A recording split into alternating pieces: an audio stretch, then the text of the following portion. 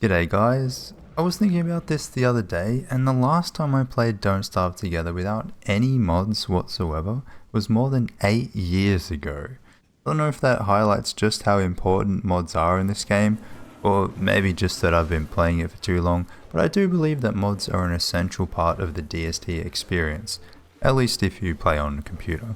Sorry console players, maybe one day you'll get the ability to plant grass neatly, but until then, I wanted to give everyone else a comprehensive list of all the mods that I would recommend in the game today, starting with the ones I never play without and finishing with some that I think are just really cool or change the game in an interesting way.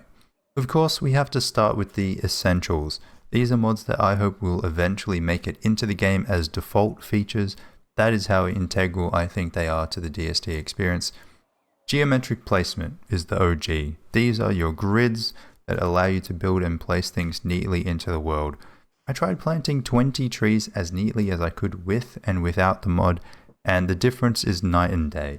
If you care even a little bit about building a nice looking base, get this mod.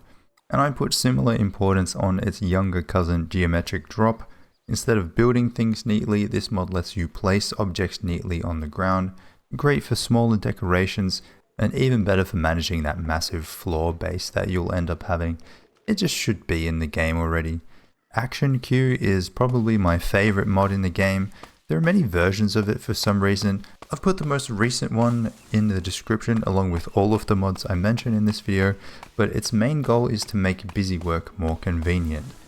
Instead of needing to pick up hundreds of logs one at a time, you can set the action and wait for your character to complete it. Planting, gathering, mining, chopping, harvesting. There are so many repetitive tasks in this game that you can automate with ActionQueue. And the further into the game you get, the more of that grindy resource gathering you'll need to do. So I put it right at the top of my mod list.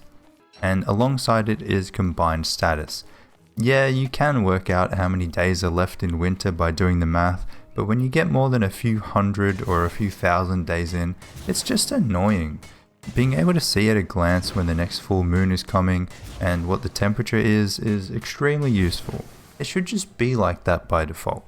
Next, I want to recommend some mods that give good quality of life improvements to DST, and I would miss them a lot if I had to play the game without them. But I could do it. I'm a big boy, you know? I reckon I could manage playing without Crockpot Repeater if I really had to. Sure, it's annoying to have to make the same meal one ingredient at a time, multiplied by 20 crockpots, but damn it, I'd survive. Just. Seriously, Crockpot Repeater, if you have a large kitchen or play as Wolfgang, it's very handy. Likewise is Craft Pot, if you just can't fucking remember the ingredients to that meal you've already looked up on the wiki 8 times.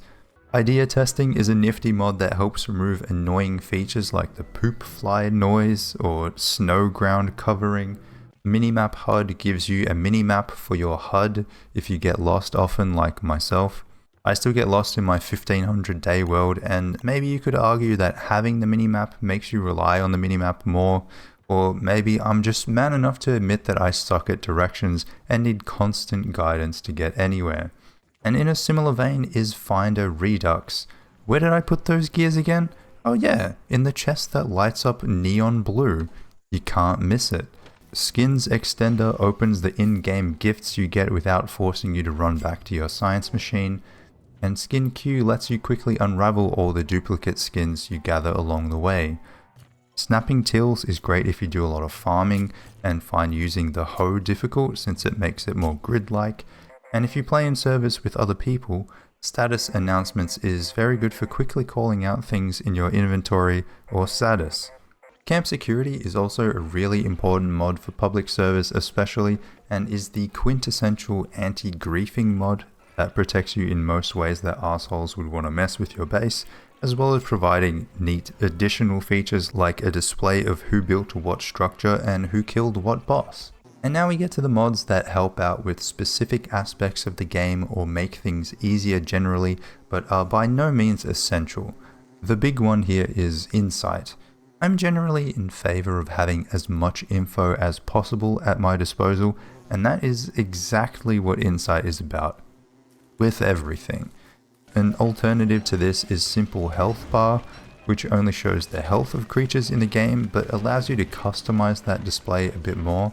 Global Positions lets you see where all your friends are on the map, and you can use Gesture Wheel and quick emotes to communicate a little easier with them. Clock in Caves helps you know what part of the day it is when you're downstairs, and Auto-Unequip on 1% stops your moggles and other hats from vanishing out of existence when you forget to refuel them or take them off. Other anti-forget mods include Beefalo Bell Warning for when you're about to take your boof halfway across the world without its bell, and Less Hungry Critters because listening to your pets constantly wailing makes me more insane than standing next to a fissure in the ruins. There's a mod that stops weeds from self-sprouting and spreading, which is super handy on dedicated servers, and seed pouches are little storage solutions for all your crop seeds. If you like to do testing in DST when updates come out, or just want to spawn things into practice, Too Many Items is the mod for you. I used it a lot when making this video. Trade-in Resort brings all the duplicate items in the trade-in to the top so you know what is safe to trade. Auto-Close Enlightened Crown does just that. For some reason your crown opens itself whenever you travel to or from the caves, which is really annoying and really needs to be fixed. If you play as Wortox, having a keybind for dropping a soul is really handy, and if you play as Wormwood, having a display for your bloom level is also very handy, especially if you're learning the ropes with the character. If you want a way to adjust your mods without leaving the server, Use Main Menu in game has been a huge help for me. You can also disconnect temporarily and reconnect without having to go back through the menus. Next, there are a bunch of mods that I use to make the game look prettier in various ways. Seasonal Color Cubes is one of my favorite mods for this, and sadly doesn't exist in the workshop anymore, but there are alternatives that work the same to help the game not hurt your eyes in seasons like summer. Camera Tweaks is perhaps a little cheaty, but I find it functions as a great replacement for the default camera with settings you can tweak to your liking. And speaking of tweaking, Setpiece Config is one I use a lot for picking nice worlds to use for my runs, as well as Map Revealer for when I'm re-rolling dozens of worlds. World Settings Picker is useful when you want to change a setting after your world has already been made without having to disconnect and rejoin. Oh, and how have I not mentioned Not Enough Turfs? This mod adds dozens of cool looking turfs from the single player DLCs and more that help your bases look so much nicer if you are so inclined. Place Statues helps you do just that, for when you want to make a wall or a circle or just pop a statue down on the corner and have it look nice. Circular placement also helps you place things circularly, and I think it does a rather good job at it. If you felt that boss fights in DST were missing a little something, maybe Epic Health Bar is what you need. Beyond the utility, it just looks really cool. And if you get all the way to fighting Celestial Champion, you're going to want brighter Enlightened Crown, so that the colors in your fancy hat actually look half decent. And if you don't want to use a bunch of crown shards for permanent mush lights, you can try the Eternal Glow Caps and Mush Lights mod. Super useful for dedicated servers too. Another one for the plant boys among us is Wormwood Flowers Extender, which changes the trail of petals to be more consistent with the skin you're wearing. For Winona, Teletransport Planner is really handy if you want to build an efficient transport network, and knowing which station is closest is very important for that. And if you're really into base decoration, you might want to try No Food Perishing on Crockpot, so you can display those succulent dishes without fear of them spoiling. And if you want to show your friends exactly where you want them to go on the map, check out Environment Pinger. You can ping objects, places, creatures, or even just the map itself. Okay, that's enough quality of life mods. If you want a mod that gives you a lot of stuff to play around and build with without changing the game too much, the Architect pack is the mod for you. I actually get kind of overwhelmed with how much content it adds.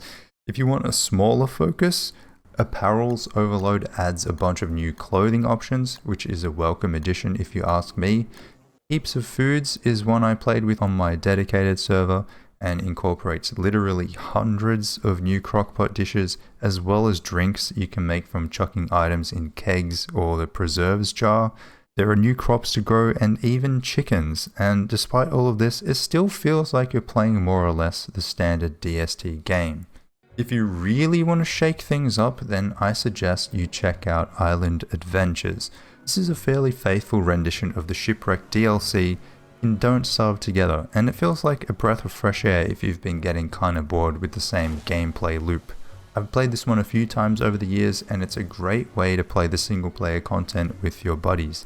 And if you're tired of the Don't Starve experience completely, then look no further than Reforged.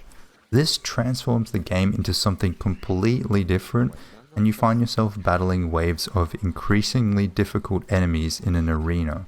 This mod is super fleshed out with a bunch of game modes and settings, and even a companion mod called Hallowed Forge if you want a bit of a Halloween spin on things.